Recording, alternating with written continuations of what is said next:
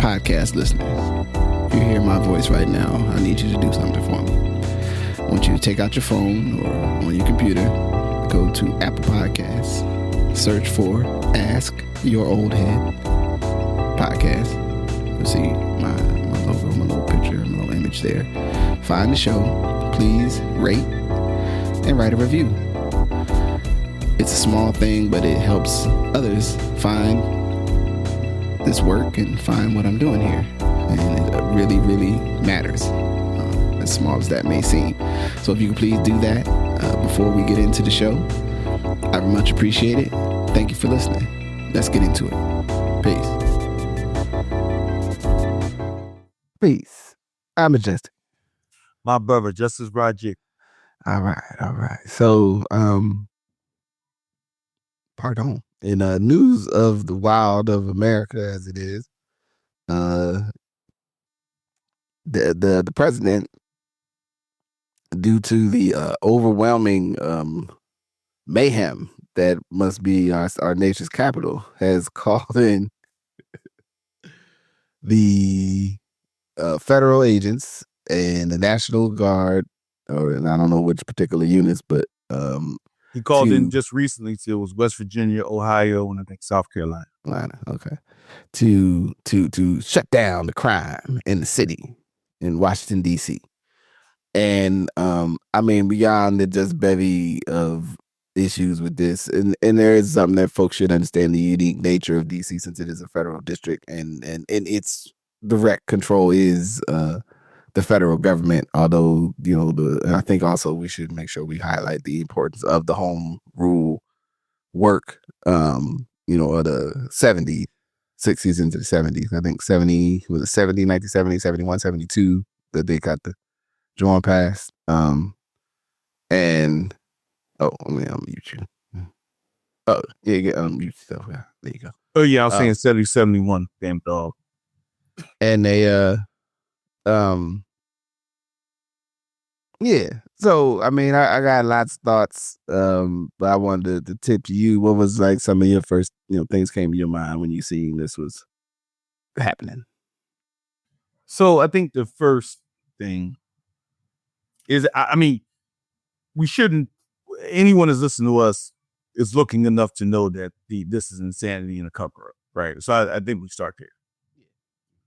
Now, the degree to which we talk about violence in cities is lowest than it's ever been, and you hear that in a lot of other cities. I do want to note that I think there's a difference between how that is framed by the sense of the numbers and the general feel that people have in a city or in particular parts of the city. And I want to note that those are different things. It is absolutely true that the numbers in places like the murder rates in particular, too, which I think are a big thing about this.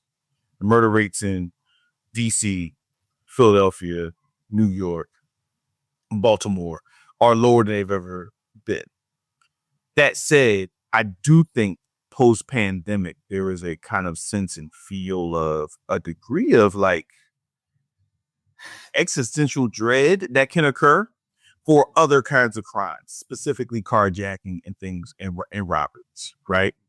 And I think coming out of the pandemic, we see that uniquely because a lot of the resources that were there during the pandemic, where, yeah, you saw a drop in crime because you saw an increase in other kinds of crime, if we're being honest, right? You see an increase in fraud and all this kind of stuff, right? And so you do have some of those feelings of even people in D.C., you know, it's not all everyone's like, yeah, we don't need them. Most people know that it's a trick, but it's the difference between if it's a trick and do we need other supports for community, right? So in the positive sense, we go on the top of the 8. We do need to still continue to provide other supports for young people. And I think people in the community are saying that while saying at the same time, this is trash, right? Here's another part I want to talk about, though. I think everyone is like, you know, how is he doing this? How is he doing that? And I just want to bring the note, like, sometimes we got to remember that to care about things outside of ourselves means we have to invest in politics and stuff that doesn't touch us every day. Meaning Home rule has been an issue for DC since 1971, 72. DC statehood, right, which would not allow this to happen, has been an issue for successive presidents, including successive Democratic presidents, including successive times when Democrats had the Senate, the House, and the presidency. And I want to note that, because if anyone would think about how did this not happen, well, that means those of us who don't live in DC need to be invested in DC, especially what it means to the Black community in a psychic manner, right? What is meant around entrepreneurship, what it is meant as a cultural touchstone. So sometimes we like to love a place from afar. We like to love brunch, right? We love Howard Homecoming. We love CBC. Like, we love these other things, but not the underpinning that allow people to actually practice self-determination. So I do want to assert here, I think it's important that the next time Democrats are in, or if you're in a Republican area, how much do you support DC statehood? Because that's what stops this. Now, obviously, there was overreach, which we saw in the federal courts, that some stuff was pulled back. But a lot of the stuff that happened was originally it was part of the home rule charter. And so, I think there's a political structural element here that we need to be a little more thoughtful about, and not just kind of like complain about it, that like what's happening here, but actually we're a part of saying what's happening here is 700,000 people aren't allowed to represent themselves in the way that they should be. Yeah. Mostly Black. And, when it started, I mean, obviously, like I said, he's the redirector. You know what I'm saying? He's the first world class obfuscator, like change the subject. Like, let me put on and go. Also, for 30 days, we're going to do this action. The deeper challenging thing about it, and it is a notion when we even just trying to have a general conversation about law enforcement and police, with people, is people's perception of how crime happens and versus how crime happens. And right. And then, that at some level, if police work and safety was just a product of manpower, person power, people power, and the number of officers on the scene or present. And I mean, one, it's not, right? Like, it's not. Like, there's certain types of crime that could be directly impacted by, like, if there's I don't know, if there was 2 officers standing on every corner of every block for 12 hours a day for 2 weeks. Yeah, certain types of crime are definitely going to be down in proximity to those 2 officers standing on a corner on every corner for a 20 square mile or whatever the 10-mile radius. But other types of stuff is still going to be happening, right? Like, and is it like the assumption that, like, because a police officer walks in the room, that somebody who was going to, like, do something illegal is going to be like, ooh, I guess I'm not. You know what I'm saying? That, like, folks have obviously not seen folks in the grips of addiction, folded over, that, when the monkey hit, you know what I'm saying, and they might go, snatch something out the corner store or whatever, you know what I mean, to try to get something to satisfy that. Folks have not thought through, in the one video that I think for a lot of folks surfaced is it's like a couple officers, and seems like younger men may not be, but on their porch and kind of engaging them, like, hey, you got your ID, and you're like, man, I'm on my porch. Like, what you talking about? You know what I'm saying?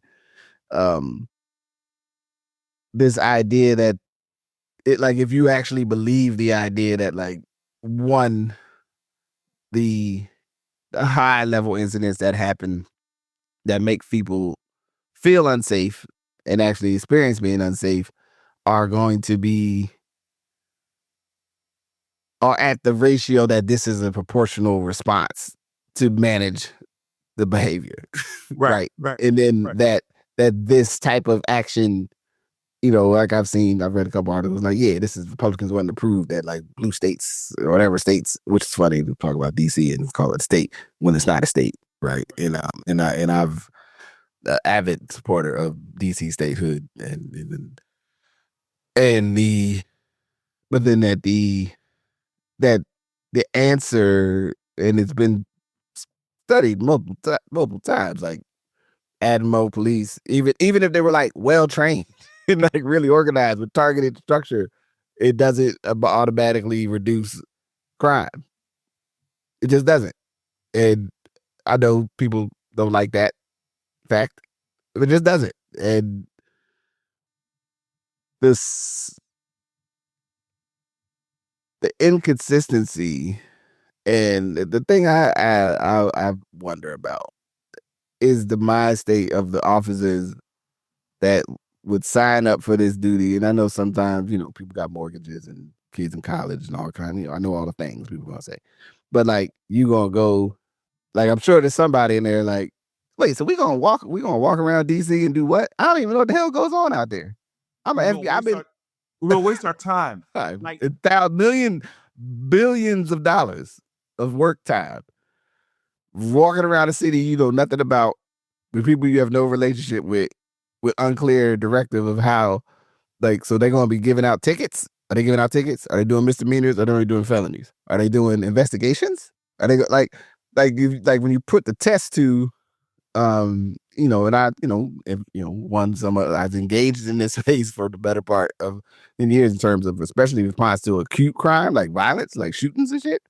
Right, when you in the mix with the people, and I've had to work with the fourth gang unit in Portland, which doesn't exist anymore, but and whatever one's perspective on like police abolition and prisons are, like, oh, that's over here.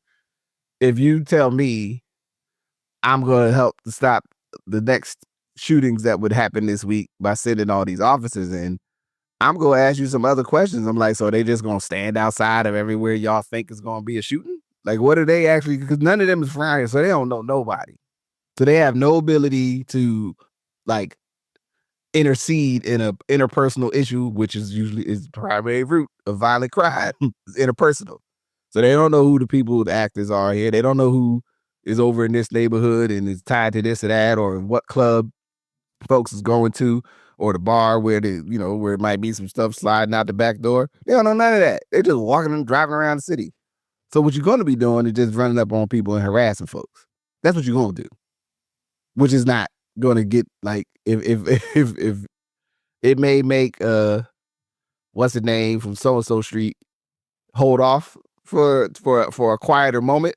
But if they got an issue and they like, I need to go over there and see this person about it, they still gonna do that at some point. If not now, when y'all leave, they're gonna go do that unless someone that makes a personal engagement. Not to mention that this will have no impact on domestic violence. Because I think, but you're, not lovingly, you're bringing it back to a non-factual conversation. Like, because I think it's two things, and we talk about this a lot. There's a real thing and there's a psychic thing. The real thing is, to your point, of specific kind of violence when it comes to murders, right? Yeah, shootings. That these are things that, yes, are interpersonal, intercommunity. They pop up at one time. They're not planned. You don't know what street to be on. You could argue there's an event that you might know people are going to attend. And maybe the presence of someone standing there would stop them, maybe, depending on the situation. Yeah, right? Yeah, it definitely might get somebody pause or slow down or like, yeah, let me turn a corner. Then there's the other side of it, which I think takes place differently in different cities, like a DC, which is you have immense forms of wealth in a space surrounded by people who are, for that region, some of the poorest people in the region. Mm-hmm. Yeah. And again, you have multiple, I will not call them failures of systems, because I will argue some of the systems are designed to do what they were designed to do. Some of the successes of systems that are producing people and producing situations more than people that may make decisions. To your point, though, you can't account for where that's going to happen. right? If it's going to happen outside of one restaurant at 2:00 in the morning, and this is unfortunate because I don't want anyone to be robbed. I don't want anyone to be harmed. Oh, absolutely. But like accounting for dudes riding around in a Kia, looking for people to harm coming out at 12:30 at night, that's another issue. Maybe you could have 2 police on the street. Oh, yeah. Yeah. But that's not gonna, right. That's not going to solve it. But I think, so that's one thing. And those are real issues that we have to contend with, the psychic and real elements of what's happening in communities around interpersonal crime and some class-based crime, right? Because of the conditions we're living in. And because of many of these neighborhoods that you find in DC particularly over the last 10 to 20 years have shifted. They went from places where they were primarily Black and or Latino to not.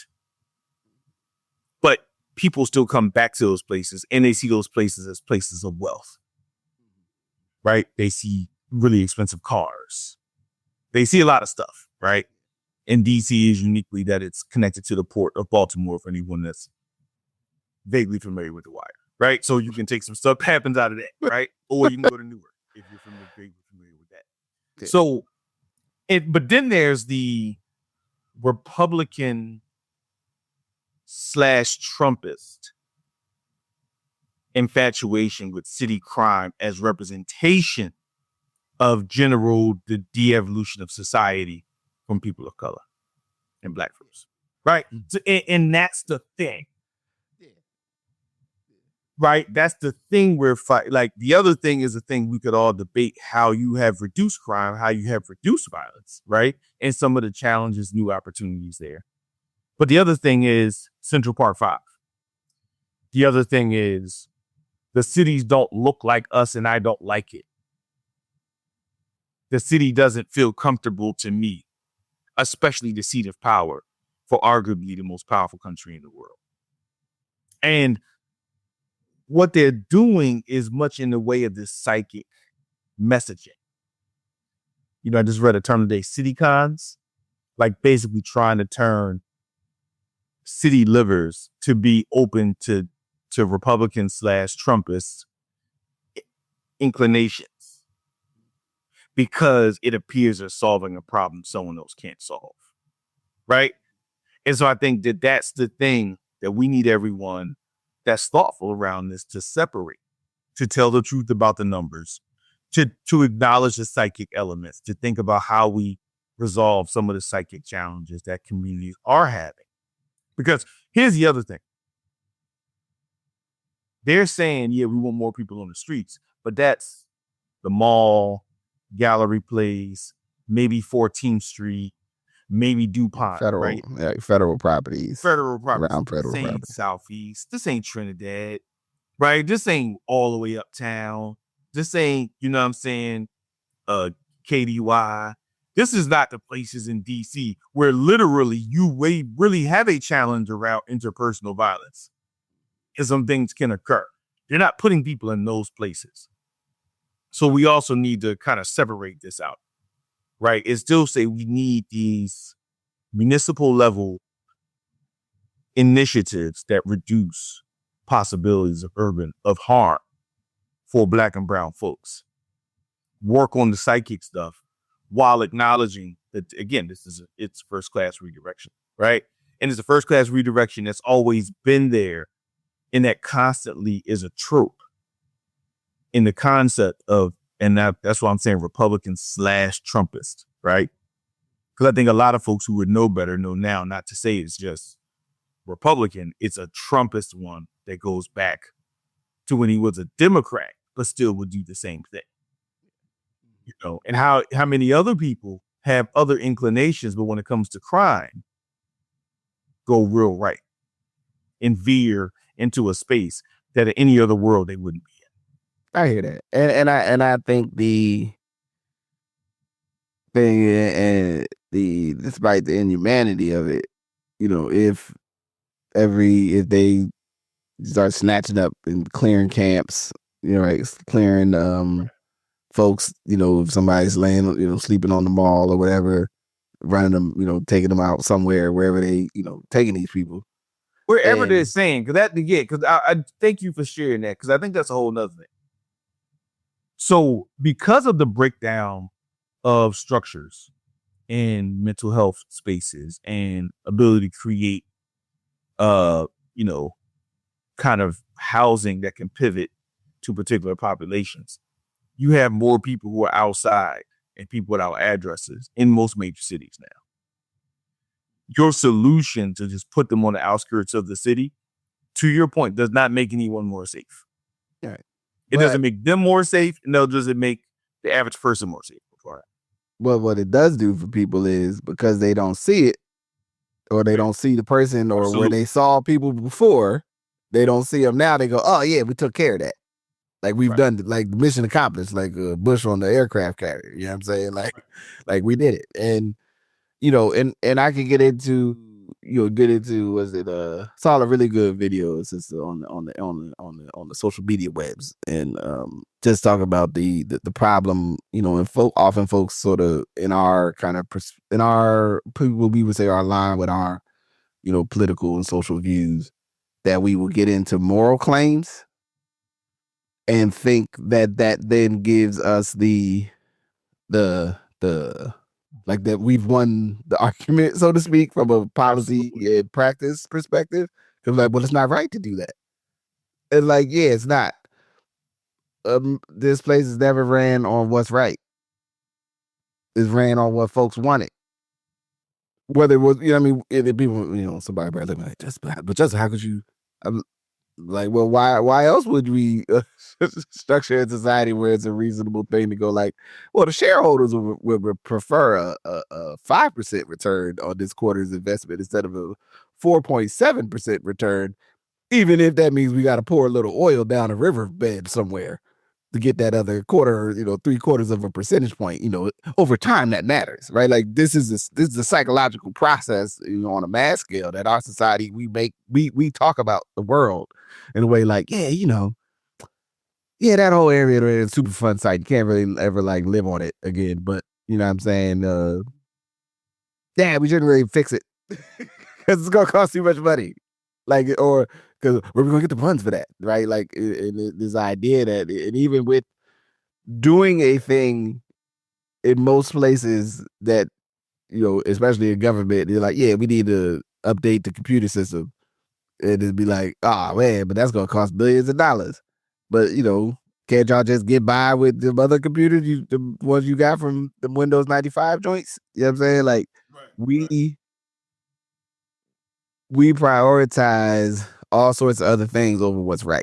And we will get ourselves, I see it, in terms of like talking about an issue or what should be changed. So like, even with this particular issue, like, yeah, like I can point out, you're gonna waste $1 billion over the next month sending the people to run around DC. On the other hand, for the people that's down with you, it sound like business, sound like you did something. Which well, at least somebody did something argument, and is a very strong argument. It not necessarily in the strength that it's like can be proven right over time, but for folks that are adjacent to an issue, even if it's, which I always find fascinating, folks' existential concern with cities they'll never go to, is, sort of always like, when last time you been over there? Well, I haven't been there in 10 years, but I heard it's bad. Well, it's also the tourist. I think, to your point, it touches on the tourist concept. Yeah, absolutely. I want to be a place. I want to go there for 2 weeks and spend money, but I don't want to live there. But when I go, I don't want it to feel uncomfortable. Yeah, I don't want to feel unsafe. I want to be able to eat the stuff that's there, take place in the culture, and even the edginess. I want graffiti, once you made it make sense to me. I call it street art, right? I didn't want it to be vandalism and graffiti. I wanted it to be street art. I'm going to put it on I want to put it on factories. I want to put it on warehouses. Yeah. When I'm comfortable with it. The other part that I think you're touching into is the inference of solving things via systems versus solving them through individual activity. I'm going to say generally the Democratic Party, especially folks who call themselves progressives, over the last 10, 15 years, have talked about solving things at systems level. which gets the best results for the most amount of people. And at least that's the premise, right? Versus someone that says, look at me, I did a thing, and the thing I did should make a change. And I think the engagement and importance of systems work can look like you're not making big investments or not doing individual activities. Oh, absolutely. Right. And so there's a lot of small things you're doing in the back that everyone that's played inside baseball goes, yeah, we thought about that. Yeah, we're seeing reductions. But you're not making a splash. And a showman like Donald Trump has figured out that this should be splashes. Everything should be a splash. And I think some folks are like, this is not right. To your point, this doesn't work. And it's like, no, it doesn't work, but it looks like someone is doing something. Versus other spaces where we're having meetings talking about creating structures and collective impact systems. Right. And I do think we got to have a conversation about what's the mix of that for the hearts of people. Humans have a recency bias, right? Humans have a bias of what they just saw. It's correct to do it the other way, but unless someone feels different, it doesn't make them feel like someone's been operating on their behalf. It's the passageway to a lot of dumb policy. Let me just take Yeah. Right? Yeah. But it's also much more in tune with the psychological framework of most human beings. Well,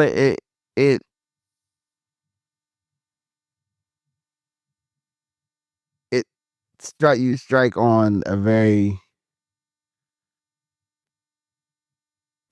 fundamental thing about the human experience, right? That you have to at least I'll say this. I had to learn and practice how to have an understanding of things unseen but real that didn't stay in the land of like almost magical thinking, where you're like, oh yeah, something must be happening because this happened. And like, well, maybe it didn't. Maybe that car, got picked up off the block because it was actually just time. Like it just came around. Right. Like it finally was on the list.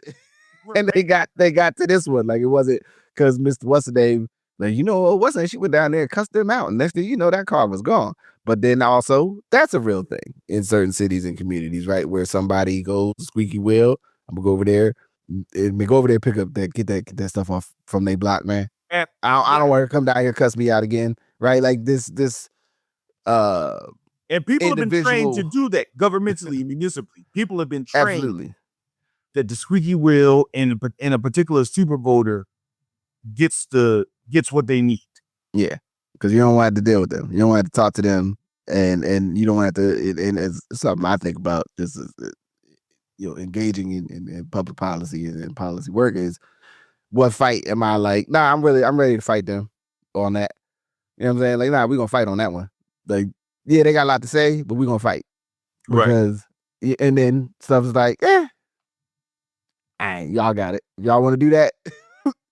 Y'all got it. Like I'm not gonna get involved in this one, right? Or we're gonna dip to the side because it is there's a constraint on how much stuff and things that any one person can engage with or deal with. And so even in a interpersonal community, like violence in a community or even spaces like, oh, it's not a safe neighborhood. And I have to sometimes check myself because our own collective tolerance for an area that might be like, wow, it's real active over here. It's a lot going on. It's a lot of moving bodies, stuff, right? But because our temperament, tuned by what we've experienced and then like who we've become, we were like, nah, I'm in the bubble, baby. I'm about to walk right through this buck wild neighborhood that, might be some stuff happening. I'm about to hop, I'm about to hop on the train, take the L uptown or take out west. It'll be fine. And it's a pretty good chance it would be fine. Also, maybe it wouldn't, depending on the time of day, right? Like, but people know you, right? But I think again, this is going to the psychological construct, and I think what we have to think about when it comes to the lived experience of people, right? The lived experience of people is that no one thinks they should have to be uncomfortable. Like people in the bubble are okay with being uncomfortable. People that are not in the bubble are not okay with being uncomfortable. And sometimes the older you get, you're less okay with being uncomfortable too. That's how I know I'm getting older. So I'm like, I'm fine, but I would rather you take that mask off, dog. Yeah, like that, you're man, I'm fine. Yeah, like it's good, youngin, like whatever. I just Also, would rather though, you not have your full face covered and then a hoodie pulled down over top of it, and you just say it's because how everybody look.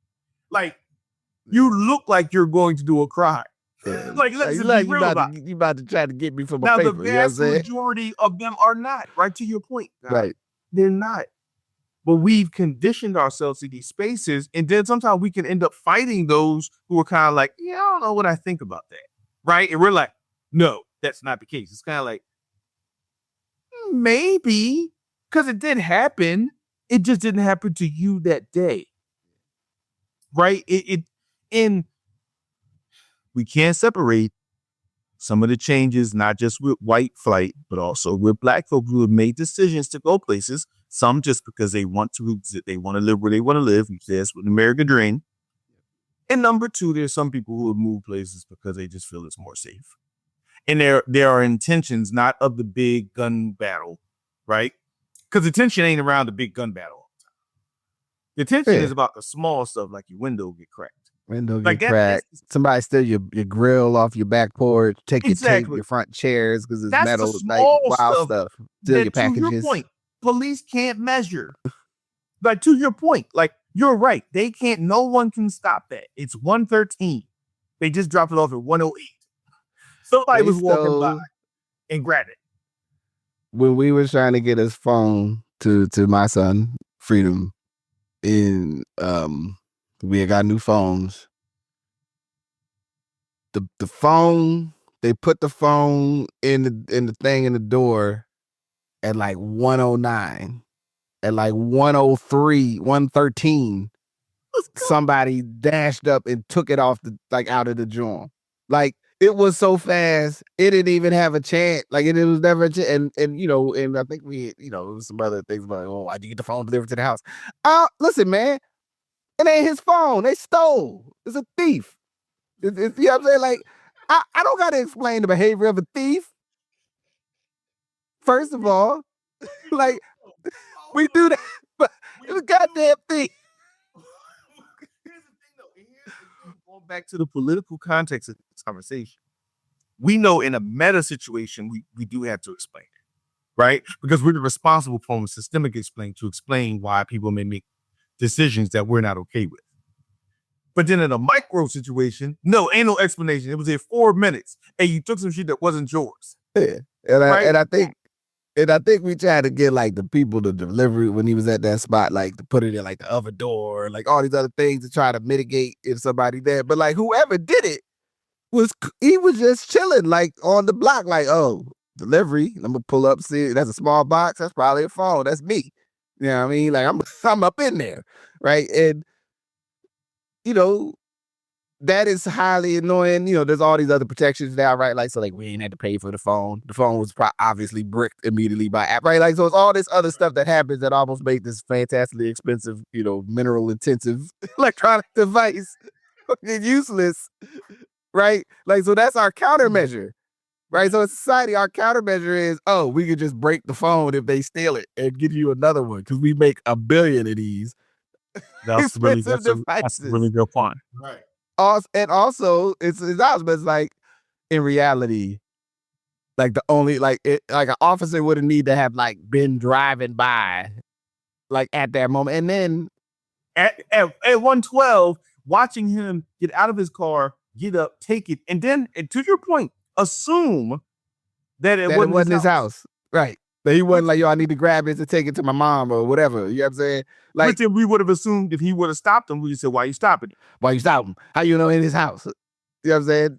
Like, how you know he ain't up to no good?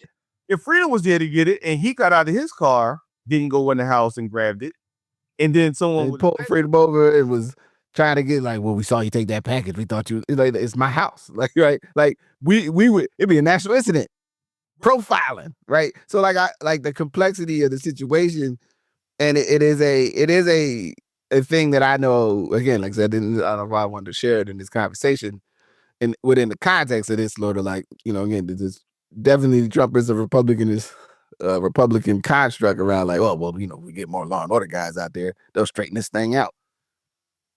My own sense, there's a bunch of things that I don't have an assumption of safety about in the world, but also I don't have an assumption that I'm safe. Like, if that makes sense. I mean, like, I know there's, when I walk my street where I live, most of the time, it's probably good. It might be some coyotes, but coyotes don't mess with people. They cool. They looking for animals, looking for small stuff. Too big for a coyote. You know what I'm saying? The random, like, oh, that's an interesting car. But like, somebody could like try to steal. I mean, I already got nothing to, like, I had all right, here's a good example. I was fixing a table and I had like some tools and sawhorses, some stuff outside. And I could see somebody going like, they was, oh man, I could walk away with those sawhorses. Those some good looking sawhorses. You know what I'm saying? The metal joints that snap together. They're like compact. Oh man, they're going all day over there. I'm gonna slide up there, grab them sawhorses. You know what I'm saying? No harm, no foul. They be all right. Right? Like, that went through my mind because I had started cleaning up. I was like, oh man, I better get those put away for somebody to decide. Because we got people, delivery people, trucks, people fixing stuff, people doing things. And I ain't saying that them people steal. I'm saying people steal. People steal. I had this, very serious conversation with my daughter a couple years ago. People steal. Rich people steal. People that got everything they need steal. Absolutely. They look at the federal government. This is people right now. They got everything they need. They like, what else can we siphon off out this joint? Right? Somebody is probably getting some sort of contract right now in D.C. to like provide. And when I say this, people take it how they want. Somebody's probably getting an inappropriate payout or the deal to feed some of them extra officers and whatever these other weird things they doing, or they running it through another company or another guy. I'm a consultant on the contract, so I'm not a lawyer, but I'm a consultant. Like, it's always people stealing, like not just stealing, like taking your packages, but stealing. It's a pervasive issue. People want stuff that they want a little more than what they worked for. I can't fix that easily, but it's a real thing. So when we see this happening, and then I was like, well, one is that, supporting the folks on the ground that are like protesting and also, putting themselves in harm's way to, or making an example, like I don't know all the details on the brother that threw the or the cat. Well, he gonna be a brother today, whatever kind of brother he is, because he hit that man with a Subway sandwich. Because in my mind, that's hilarious. And then when they stop, he's like, yeah, I did it. I did that. I did hit him with my Subway sandwich. I'm saying, like, but I can also imagine, like, especially different times of my life, maybe not today, but definitely it maybe not this day. But if I was dealing with that and I just saw all these dudes, I'm like, y'all all down here, like, and you get mad, and then you get the sandwich in your hand, and then he say something to you, and you be like, you get your Robin Harris moment. You know what I mean? I'm from a small town called fresh off a cop's ass, and you making me homesick. Let me hit you with this sandwich. You know what I'm saying? Man, hold the sandwich. And you're gonna arrest me and give me an assault charge. And are we all gonna go all the way out through this exhibition? And some boy go like, all right, man, he hit you with the sandwich, dog. Like, he was tripping. But also, like, all right, let's stop. You go home. Please don't hit nobody else with no sandwiches. America's community member, citizen, U.S. human on Earth, human being on planet Earth. Also, point taken.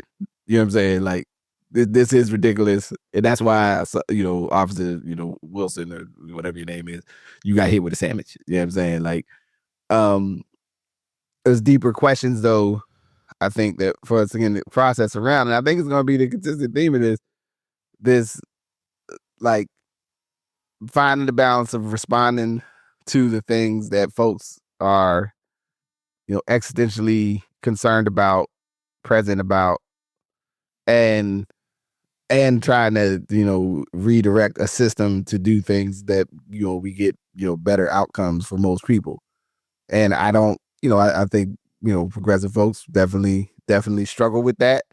We also, and sometimes we don't struggle with the practice of that, right? Because we would maybe go into a meeting or be involved in like deeper work around like homelessness and housing, and then also understand the like small community group that's like, yeah, this weekend my kids said they wanted to do something for the community, so we went and made 200 sandwiches and sandwich bags, and we just gonna go give them out. You name the block. Again, not with any like high level coordination structure, but that's something that most of us go, oh yeah, I dig that. And people, it's like mutual aid, like you jumping out there helping the people, right? So like psychologically, we understand that the direct action or doing something that folks could see is important, while also like, yeah, we're trying to change the way and we got to adjust the interest rate on the thing, and that'll cause this with the loans or whatever technocratic thing, or change this rule. But we don't always see that for some people, they can't see that these two things are connected. And then that the persistence of folks being in harm then becomes, well, it doesn't become the critique of the system that people think it's going to be. It becomes, well, them people just still suffering and it's y'all fault too. Like, it's not the other people's fault. It's everybody's fault. It's like, y'all all bad. Or, and we love America. They need to, get themselves together. And some folks may need to personally get themselves together, but that's not necessarily, that doesn't exclude the situation that they exist in a system that created the circumstance. That this is where right. Both things can be true. An individual could be doing more, right? Like, I think we need to create space for that. An individual can be doing more, and we need to affirm that. And I would argue that the best of the Black community and the best of communities of original people can walk and chew gum at the same time. You can say there are systems that continuously conspire, not that just did, that are continuously conspiring to harm people and create unequal outcomes, whether it's intent or unintentional, right? That's not really important in this context. And there are people who could do better with the opportunities at their disposal and should. And those things don't mean like the other's wrong. Right. And so when you don't kind of move through that system, you get people saying, well, somebody had to do something. And it's usually a disproportionate response. Yeah. Whenever you go to somebody had to do something, it's usually worse than it should. Like, in the sense of the thing they're going to do is disproportionate. And I think, those are the psychological components of where people are. People don't vote logically. People vote with their feelings about who they feel is going to do something, not the person that came up with the most robust policies. And especially not somebody who you've been seeing for 30 years and you think tells it straight, when you got a set of people who don't tell it straight no more. Right? Because people, and not just white people, and not just conservative white people want somebody to tell it straight. Look in the Democratic Party and say what you want about Zoran. He's not telling you the deeper reasons. He's just saying we need more housing. Free buses. He's not telling you all the reasons that what's wrong with our systems of transit and mobility. He's not. He's just saying free buses. Supermarkets. Right. In some ways, that's telling it straight. Where we might want to go and debate the policy of mobility.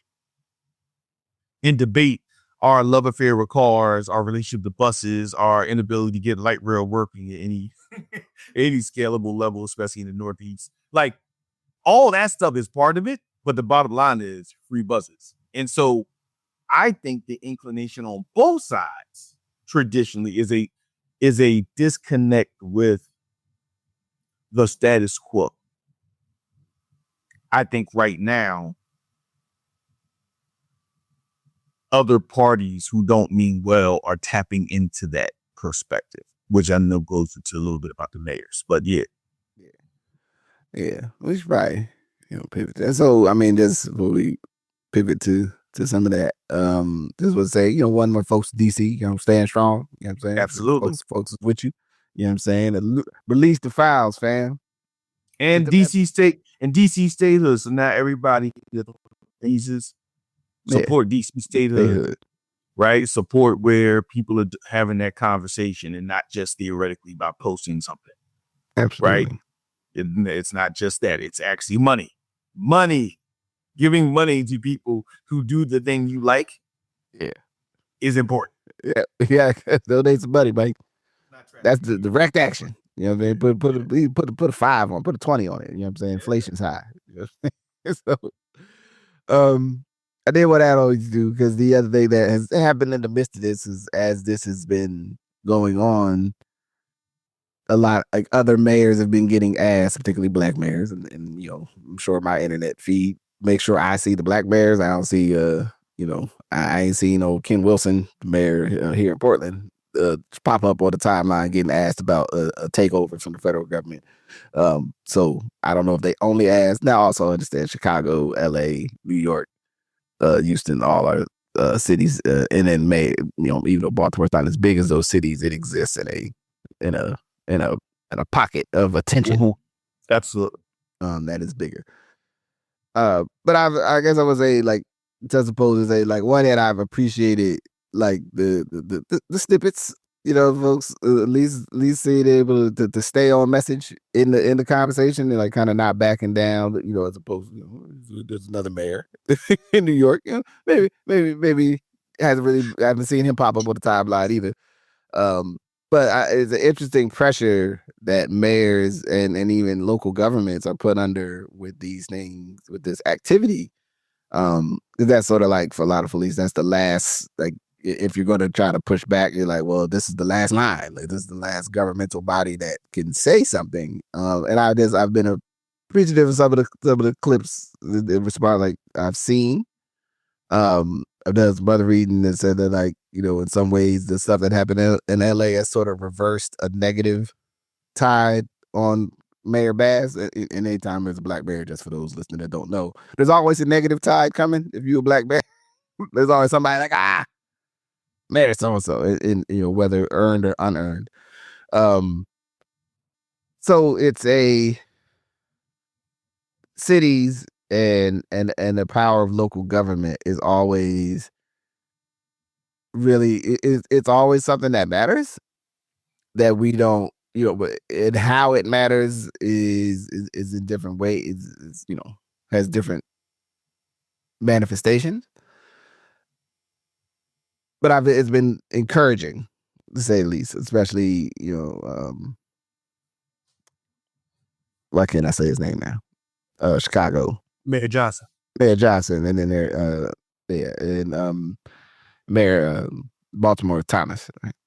Brandon Scott. Who's Thomas? Anyway, I don't know.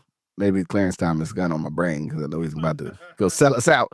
What you gonna sell out? It's too late. What you gonna do next to Clarence? I'm gonna say about to kill the Voting Rights Act, but we'll talk about that later. Yeah. So I wonder if you had any thoughts just on, like, some of these mayors, and at least how they're showing up in the moment, with at least with some oppositional language that has some firmament to it. Yeah. So I think first, I'd be remiss if I didn't take a moment to talk about Mayor Adams, and just, I don't know, man. I just think we're seeing something amazing here. We're seeing a mayor that's just like, barbecue, cigars. It's super active. It's super up. Like, you know what I mean? Super up, man. Which I personally can appreciate, because you got Zora beat over here like, free taxes, free buses, right? Yeah. He has gotten the heart and the minds of specifically of young white, well-to-do voters, and also you can't walk away from that, because it's true. Yeah. Good. He got good ideas. Like, the thing he's talking about are things that probably should happen. And there's a debate of how those good ideas have gotten to the people who ostensibly it would impact the most, which would be black and brown voters, which, at least in the first run, he did not win. And that's for understandably a lot of good reasons. The name Cuomo has been around for a long time, right? People's families and relationships and stuff like that. So, whenever I see Eric Adams snippet, I just watch it. I don't never not watch it because I never know what he might say. Like it's always going to be enjoyable. I do think it's interesting recently that the Trump administration has slightly turned on Eric Adams. And so I think there's a part of this. It is not that he's saying things, but they're just not doing, I guess, what the Trump administration wants them to do. So I do think it's just interesting moving space of maybe some shared interests that Adams might actually have besides not want to go to jail, so to speak. Mm-hmm. That now they don't share. I think when it comes to Johnson, I think for Johnson, similar to Bass, this is probably important if he's going to keep the job. But I think it is more of his personality to respond in this way and to show that there is a front line of resistance for communities. I think sometimes we tend to bob more with the frontline psychic resistance to the communities and the things that a mayor is actually doing in a municipal place. I think Scott is an interesting one because you just hear and see the numbers about them just doing things to make Baltimore better across the board, and his ability to respond to when he hears Chicago or Baltimore, their names being mentioned, is helping just with the idea of where that city is headed. Because I think going back to our other conversation, if cities don't feel like they are places of equity, places of prosperity, places of opportunity, places of tranquility, places of peace, then it feeds into narratives while not true reinforce this model. And I think Scott in particular are doing things to reinforce the model that no, Baltimore is a place where people can be safe and whole. Baltimore is a place where people can bring their families for tourism. Baltimore is a place where this stuff can happen, which I think in some ways is the best resistance. Like there's the resistance of words and there's the resistance of your city works. Yeah. And I think when your city works, it's the best resistance of who should be running the country. Right?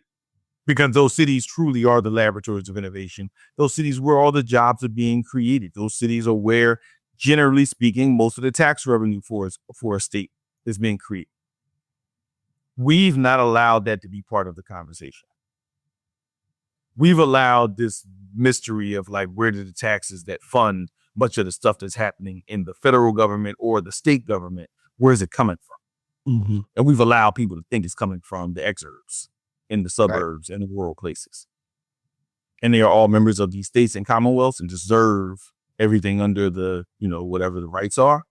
But also, where are these places? And then how are Black mayors specifically making these places better? And in that, I want to also give a shout out to Muriel Bowser because I want to acknowledge the condition she's existing under. Right? Like the federal government literally has so much power over, the budget for the city of Washington, D.C. has to be passed by Congress.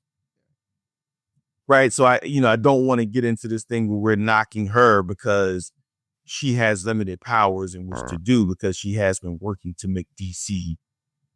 a better place, a stronger place, a more equitable, resourced place, along with the council. So it's not just the mayor, but along with the council. So I want to note that because I think if not, we'll get into this. Well, because she can't say something, she doesn't care about her community. Right. Or, or like sometimes the places where people can respond. Right. She can't because literally that charter says a certain amount of stuff that the federal government could do. Or stop the Redskins from coming in. I mean, partly the Commanders. That shows group on the East Coast, my bad. Stop the Commanders from going back to RFK. Well, I'm sure some people are not happy with with the Commanders go back to RFK. But I'm saying like there's just bigger parts. And so I don't think you win 3 and 4. This is a third term. I don't think you win 3 terms in the city without generally having the broad support that's just serving that place, at least in a way that the majority of folks think is healthy. And I think it's important in this conversation to say like the challenge of a local government and of especially like a mayor depending on if it's a strong mayor system or whatever the structure is that, you know, you're close to the actual operations of a thing, right? In a way that other elected roles are not. And you can have this sort of at a distance feeling around behaviors or operations where, you know, these mayors have to, you know, rightfully feel responsible to be able to respond to the issues that are the high line critical issues. But in this moment, like, you know, I wouldn't have any like literally by the rules that make permission for her to be the mayor of DC are also the same rules that give, you know, they voted in the other police powers thing a couple years ago, I think, that also has made it easier for this like action to take place. From a legal perspective, again, for people that, you know, well, how could this happen? You know, and for the and you know, obviously in my day job and my service, my unpaid public service role that I play, the discussion of acquiescence, you know, the federal demands or people's federal inclinations that you're supposed to be doing something or sending you a letter that says this, you know, it's a you know, super red hot topic right now, right? And means different things for different entities depending on how they're oriented or connected to federal dollars. You know, our port had to make a statement, do some things earlier in the year to be like, look, we're the port system. We're totally tied up in all sorts of federal money and practices and process. We can't be on the vanguard. Like we can't jump out like, nah, kick rocks, son. We're not doing that. Like we gotta make some other moves, right? I want to say it was in the Miami-Dade area. There was a brother, I think it was like a county commissioner, or maybe a city, and he was like, "Yeah, we signed the whatever agreement." You know, some boat like at least his energy was, it was whack. But also, I couldn't allow the people who actually were voted for by the community end up being removed from office by not, you know, doing what we did, right? And that's a complicated, like, you know, I can see some people being like, "Oh, it sounds like a sellout." I'm like, yeah. Also, though, if all of them died on the vine for the righteous cause, and then if in Florida that power is there, where the governor can appoint whoever they want, you could be in a whole world of ongoing trouble for the next 15 years because they could, you know, once they get people on the dais, it's something they up there. Their name is on the stuff already, and other people gonna see them, and it's it's a lot at play. You know, Can I touch on this real quick? Yeah. So I think what you're talking about, I want to note this, like this whole sell out, what's enough and what's not enough. And we've been going through this in the Black community for some time. You know, we all got to remember that it wasn't this long ago that people thought Martin Luther King was a sellout. Like this whole new, everybody thinks he was a revolutionary. This is new. Yeah, y'all. This was some time Martin Luther King was a sellout because he was letting himself get hit. Right? That the civil rights movement was going the weak way. Right? There were these framings. Incrementalists. Yeah, there were these framings, right? And so years later, we recognized that was 100% not the case, and that they were using different means of resistance. And I think we need to respect, as long as we think someone is acting with the same intent, we need to respect the different frames of resistance. That everybody can't do everything, but everyone can do something as part of a process. Because when the resistance, and I would say when sometimes we be like, okay, this person, they talk loud, but when they disappear and the system still are harmed.